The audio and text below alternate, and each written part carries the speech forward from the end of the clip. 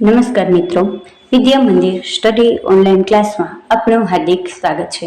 આપણે એક નવા ટોપિકની વાત કરી રહ્યા હતા, જેનું નામ હતું એનઈપી 2020 યાની કે નેશનલ એજ્યુકેશન પોલિસીની વાત કરી રહ્યા હતા। આગળના વિડીયોમાં આપણે નેશનલ એજ્યુકેશન પોલિસીના અભ્યાસક્રમના રૂપરેખાની વાત કરી હતી, તેમજ તેનું આપણે પ્રકરણ 1 યાની કે નેશનલ એજ્યુકેશન પોલિસીનો એક પરિચય એની વાત કરી હતી, તેમજ તે કે કોના અધ્યક્ષ હેઠળ રચના કરવામાં આવી તેની આપણે વાત કરી હતી। આજના આ વિડીયોમાં આપણે તેની મુખ્ય બાબતો કઈ કઈ છે, એમાં કઈ કઈ બાબતો ઉપર ખાસ ધ્યાન આપવામાં આવ્યું છે તેની વાત કરીશું। તો કે નવી શિક્ષણ નીતિનો ઉદ્દેશ્ય શું છે? તો કે 2030 સુધીમાં પ્રી સ્કૂલથી માંડીને માધ્યમિક સ્તર સુધીની શાળાઓમાં 100% CER સાથે શિક્ષણનું સાર્વત્રિકરણ કરવાનો છે। એને કે GER એટલે શું થશે? ગ્રોસ એનરોલમેન્ટ રેશિયો, કુલ નોંધણીનો ગુણોત્તરમાં 100% સુધી થાય તેવો પ્રયત્ન કરવામાં આવશે। ત્યારબાદ છે શાળા છોડનાર કેટલા? તો કે 2 કરોડ વિદ્યાર્થીઓને એનઈપી 2020 અંતર્ગત મુખ્ય પ્રવાહમાં પાછા લાવવામાં આવશે। હવે આગળ શું કહે છે એનો? તો કે 12 વર્ષના શાળાકીય અભ્યાસક્રમ અને 3 વર્ષ આંગણવાડી એને કે પ્રી સ્કૂલ સાથે નવો માળખું શું હશે? તો કે 5+3+3+4નો શાળાકીય અભ્યાસક્રમ હશે। હવે તે શેના ઉપર વધારે વિશેષ ધ્યાન આપે છે એનઈપી? તો કે એનઈપી મુખ્યત્વે પાયાની સાક્ષરતા અને સંખ્યાજ્ઞાન પર વિશેષ ભાર મૂકવામાં આવ્યો છે। સાથે સાથે શું કહે છે?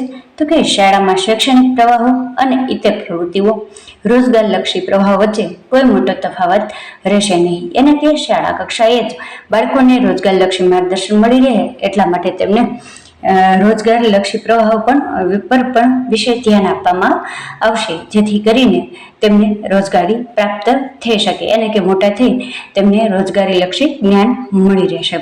હવે ત્યારબાદ આપણે જોઈએ તો કે છઠ્ઠા ધોરણથી જ રોજગારલક્ષી શિક્ષણ ઇન્ટર્નશીપ સાથે શરૂ થશે।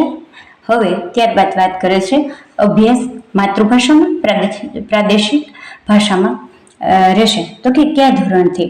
તો કે ઓછામાં ઓછા 5મા ધોરણ સુધી બાળક જ્યારે બાલવાટિકાથી પ્રવેશ કરશે તે ઠીક 5મા ધોરણ સુધીનું બાળક હશે, એનો અભ્યાસ તો કે માતૃભાષા અથવા પ્રાદેશિક ભાષામાં પણ રહેશે, એટલે બાળકની પોતે સ્થાનિક ભાષા અનુરૂપ પણ સ્વીકારવામાં આવશે।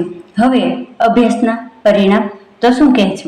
તો કે અભ્યાસના પરિણામો પ્રાપ્ત કરવા માટે સર્વાંગી પ્રગતિપત્રક, વિદ્યાર્થીઓની પ્રગતિ પર દેખરેખ સાથે મૂલ્યાંકનમાં સુધારો હશે।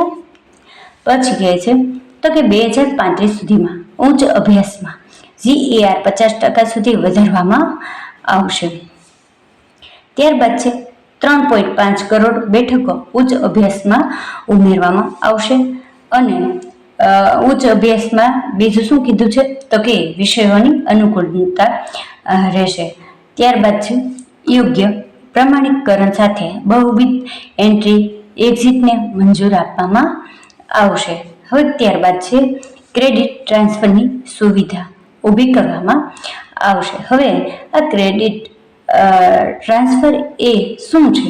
તો કે ક્રેડિટ ટ્રાન્સફર એ એક સુરક્ષિત ઇલેક્ટ્રોનિક ચૂકવણી પદ્ધતિ છે, જે એક બેંક ખાતામાંથી બીજા બેંક ખાતામાં સીધા પૈસા ટ્રાન્સફર કરે છે।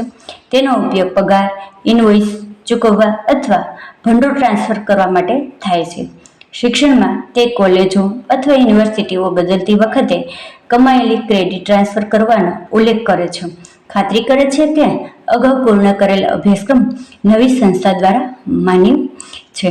અહીં આપણે એનઈપી 2020ની મુખ્ય બાબતોની વાત કરી છે। આગળના વિડીયોમાં આપણે એનઈપી 2020ના કેટલા ભાગ છે અને એ દરેક ભાગમાં કેટલા અધ્યાયો છે તેની આપણે વિગતવાર ચર્ચા કરીશું। જો તમે અમારા વિદ્યા મંદિર ચેનલ ઉપર નવા હોય તો અમારી ચેનલને લાઈક કરો, શેર કરો, સબસ્ક્રાઈબ કરો, જેથી કરીને તમને અવનવા વિડીયો મળતા રહેશે અને તે પણ તમને પ્લેલિસ્ટ પર મળી શકે। અસ્તુ, આગળ નવા વિડીયો સાથે મળીશું।